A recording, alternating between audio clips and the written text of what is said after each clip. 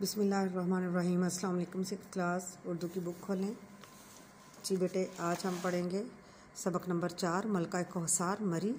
اس کی ہم ریڈنگ کریں گے۔ مری پنجاب کا تاریخی مقام ہے۔ یہ ضلع راولپنڈی میں شامل ہے۔ راولپنڈی کے شمال مشرق سے میں گاڑی کی تقریباً 1.5 گھنٹے کی مسافت پر واقع ہے، یعنی مسافت دوری پر واقع ہے۔ سمندر کی سطح سے صحت افزا مقام کی بلندی تقریباً 7,500 فٹ ہے۔ یہاں اپریل سے نومبر تک بہت اچھا موسم رہتا ہے، البتہ دسمبر سے مارچ تک شدید سردی پڑتی ہے۔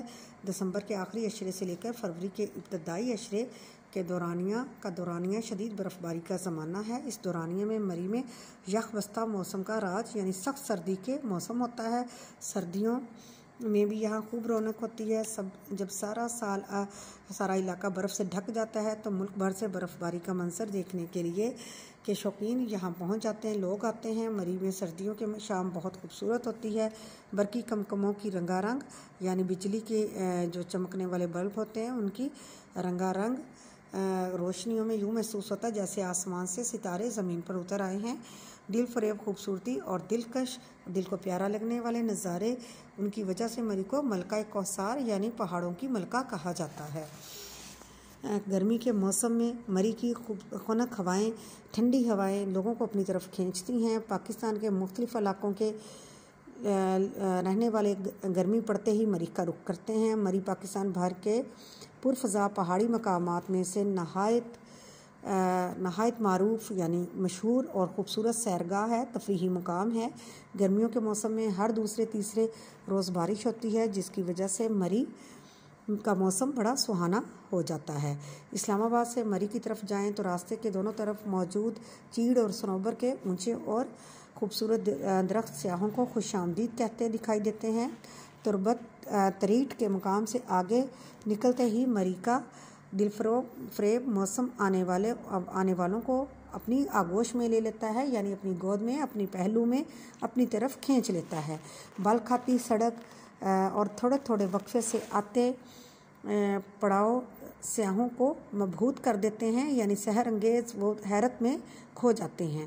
19ویں صدی کی تیسری دہائی میں انگریزوں نے مری میں بیس کیمپ بنایا تو اس شہر کو مرکزی اہمیت حاصل ہوئی۔ 1857 کی جنگ آزادی میں جہاں برصغیر پاک و ہند کے مختلف علاقوں کے رہنے والوں نے انگریزی سامراج کے خلاف اپنے جذبات کا اظہار کیا، وہاں مری کے رہنے والے بھی کسی سے پیچھے نہ رہے۔ انہوں نے اپنی زمین سے انگریزوں کو نکالنے کے لیے گوریلا جنگ شروع کی۔ اس میں خاصے کامیاب بھی رہے، لیکن جب مجموعی طور پر برصغیر پاک و ہند 1857 کی جنگ آزادی میں مسلمانوں کو ناکامی ہوئی تو انگریزوں کو مری میں قدم جمانے کا موقع میسر آیا، یعنی وہ وہاں پہ ان کا قبضہ ہو گیا، ان کی منمانیاں چلنے لگی۔ جب انگریزوں نے جنگ آزادی کے مجاہدوں کو مختلف نوعیت کی سزاؤں سے گزارا تو اس خطے کے ان فرزندوں کو توپ دم کیا گیا جو انگریزوں کے خلاف نبرد آزما تھے، یعنی ان کے خلاف لڑ رہے تھے۔ آج بھی باغ شہیداں میں ان جانثاروں کی قبریں ان کی ہمت، جرأت اور حوصلے کی گواہ ہیں۔ تحریک پاکستان میں اہل مری کا کردار نمایاں رہا۔ پاکستان کے جن شہروں کو قائد اعظم کے قدم چومنے کا شرف حاصل ہے، یہاں پہ قائد اعظم جا چکے ہیں، رہے ہیں، ان میں مری بھی شامل ہے۔ 1946 میں قائد اعظم محمد علی جناح مادر ملت فاطمہ جناح کے ہمراہ کشمیر سے ہوتے ہوئے مری تشریف لائے اور مری کے معروف GPO چوک میں فرزندان اسلام کے بیٹوں سے خطاب کیا۔ مری ایک مرکزی سڑک کے ارد گرد ہے جسے مال روڈ کہتے ہیں۔ مال روڈ پر سینکڑوں ہوٹل اور یہاں باہر سے آنے والے سیاح قیام کرتے ہیں۔ مری کے مال روڈ کی ایک تاریخی اور تہذیبی حیثیت ہے۔ یہ GPO چوک سے شروع ہو کر پنڈی پوائنٹ تک جاتا ہے۔ اس کے دونوں طرف خوبصورت ہوٹل اور دکانیں موجود ہیں۔ اس کے بازار میں ہر قسم کی چیزیں دستیاب ہیں، جہاں سے سیاح اپنی ضروریات کی چیزیں اور تحائف خریدتے ہیں۔ سیاح یعنی سیر کرنے والے لوگ جو آتے ہیں وہ اپنی ضرورت کی چیزیں بھی لیتے ہیں اور اپنے عزیزوں کے لیے تحائف بھی لے کے جاتے ہیں۔ مری کے مال روڈ کے علاوہ پنڈی پوائنٹ، کشمیر پوائنٹ اور باغ شہیداں بھی قابل دید ہیں یعنی دیکھنے کے قابل مقامات ہیں۔ مری کے گرد و نواح یعنی ارد گرد میں نیو مری گھڑیال کیمپ اور بھور بند بھی دیکھنے سے تعلق رکھتے ہیں۔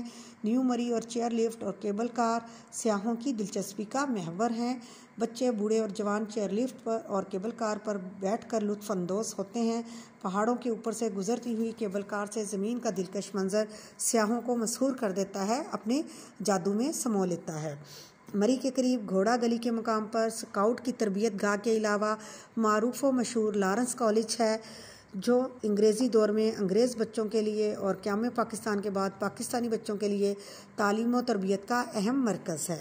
سرد ہواؤں اور بلند و بالا درختوں، پرکشش پہاڑوں اور وقفے وقفے سے آتی جاتی بادلوں کی ٹولیوں کے بیچوں بیچ بل کھاتی ہوئی ایک سڑک مری کو ایبٹ آباد سے ملاتی ہے۔ اس سڑک کے توسط سے ایوبیہ، خانس پور، باڑہ گلی، نتھیا گلی وغیرہ کے سحر انگیز مقامات کی سیر کی جاتی ہے، یعنی اتنے خوبصورت مقامات کی سیر کی جاتی ہے جو بل کھاتی ہوئی سڑک مری کو ایبٹ آباد سے ملاتی ہے۔ مری پاکستان کے خوبصورت ترین تفریحی مقامات میں سے ایک ہے۔ گرمی اور سردی دونوں موسموں میں یہاں ملک کے دیگر مقامات سے آنے والے سیاحوں کا تانتا بندہ رہتا ہے، یعنی قطار لگی رہتی ہے، لوگوں کا رش رہتا ہے۔ یہ سیاح یہاں آ کر خالق کائنات کی پیدا کردہ ان خوبصورت نشانیوں اور دل فریب یعنی دل کو پیارے لگنے والے مناظر سے اپنے دلوں کو لبھاتے ہیں، خوش کرتے ہیں۔ چلیں اس کے بعد ہم آج اپنے الفاظ معنی کرتے ہیں، ٹھیک ہے۔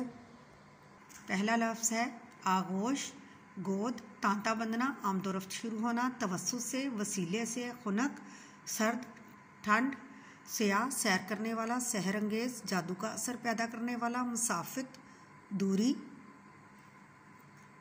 تو جی بیٹے آج ہماری ریڈنگ اور اس کے ساتھ الفاظ معنی مکمل ہوئے۔